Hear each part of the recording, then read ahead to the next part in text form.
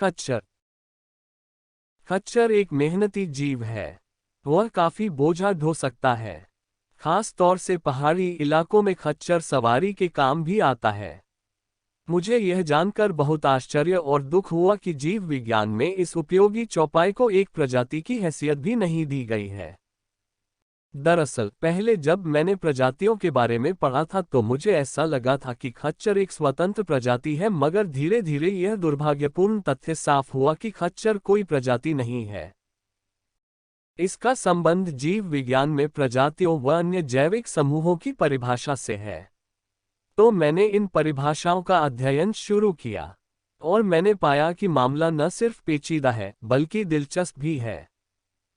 प्रजातियों की परिभाषा के पचड़े में पढ़ने से पहले एक बुनियादी बात कह देना ठीक रहेगा। जैसा कि हमेशा होता है, हर बात अरस्तु तक पहुंचे बिना मजा नहीं आता। दरअसल 18वीं सदी से पहले और उसके बाद प्रजातियों की समझ में एक महत्वपूर्ण परिवर्तन होता है। अरस्तु से लेकर कार्ल लिनियस तक प्रजाति एक अपरिवर्तनीय श्रेणी थी।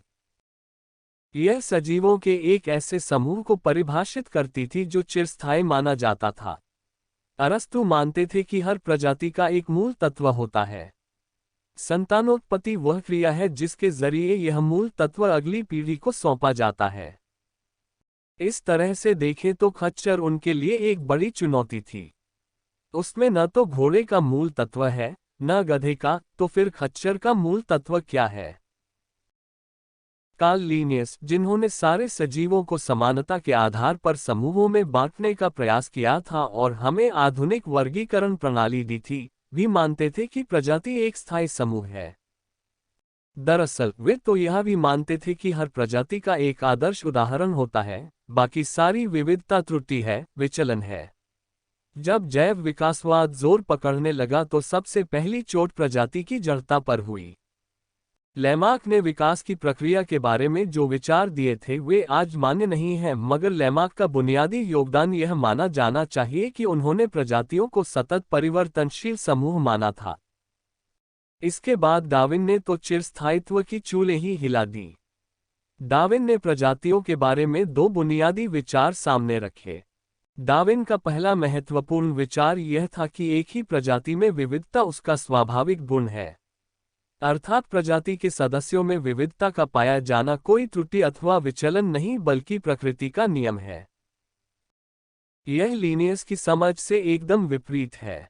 डार्विन ने दूसरी बात यह रखी कि प्रजातियां सतत परिवर्तनशील हैं और उपरोक्त विविधता ही परिवर्तन का कच्चा माल है, यानी विविधता में ही विकास के बीज हैं। डार्विन के साथ हम जीव विज्ञान में कई कदम आगे बढ़े।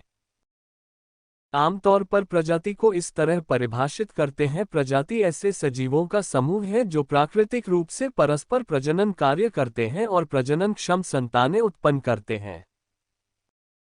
इसके साथ यह शर्त भी जुड़ी है कि वे किसी अन्य समूह के साथ संतानोत्पत्ति न करते हों।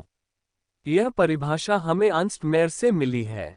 इसी का अपेक्षाकृत आधुनिक संस्करण यह है कि प्रजाति ऐसे सजीवों का समूह है जिनमें जेनेटिक सामग्री का प्रवाह सहजता से होता है। आमतौर पर यह बताना आसान होता है कि कौन से जीव एक ही प्रजाति के सदस्य हैं। जैसे मनुष्य एक प्रजाति है, होमो सैपियंस। इसी प्रकार से अमरूद, सेब, बाघ, बकरी वगैरह भी एक प्रजातियां हैं। मगर सिर्फ देखकर इस बात का पता लगाने में धोखा हो सकता है। कई बार दो जीव एकदम एक जैसे दिखते हैं, एक ही स्थान पर रहते हैं, मगर प्रजनन क्रिया की दृष्टि से अलग अलग होते हैं। इसके विपरीत कई बार जीव बहुत अलग अलग दिखते हैं मगर आपस में संतानोत्पत्ति करते हैं।